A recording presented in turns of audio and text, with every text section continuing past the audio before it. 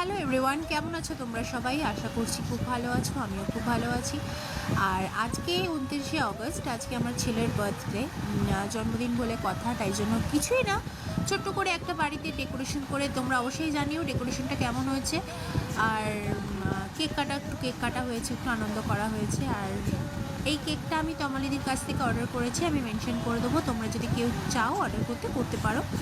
আর এইদিকে আমার ছেলের জন্মদিন বলে কেক কাটা উপলক্ষে আমি আমার বোন সবাই মিলে কেকটা ডেকোরেট করছিলাম, সাজাচ্ছিলাম। এদিকে আমার ছেলে ছটফট করছে কেক কাটার জন্য, আর এদিকে অন্ধকারও হয়ে আসছিল বলে আমরা তাড়াহুড়ো করছিলাম। এইদিকে আমার ছেলে, মানে আমি, আমার বর আর আমার বাবা, আমরা পাশ থেকে বলছিলাম যে কেকটা মানে মোমবাতিতে ফু দিতে।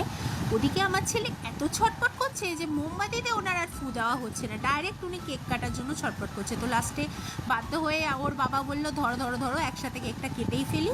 দিয়ে সবাই মিলে কেকটা কেটে কেকটা খেয়ে একবারে এনজয় করলাম। ও ওয়েট ওয়েট ওয়েট ওয়েট, আরেকটা চমক রয়েছে, দেখো আমার ছেলে নিজেকে কেটে নিজেই আগে খেয়ে ফেলছে। মানে কেকটা সত্যি খুব অসাধারণ হয়েছিল, এই কারণে কেকটা খেতে পেরেছে ও। থ্যাংক ইউ তমালিদি, তোমার কাছ থেকে কেকটা নিয়ে যথেষ্ট স্যাটিসফাইড হয়েছি। ভবিষ্যতেও আরও ওয়েট করো, অর্ডার করব। তো থ্যাংক ইউ সো মাচ।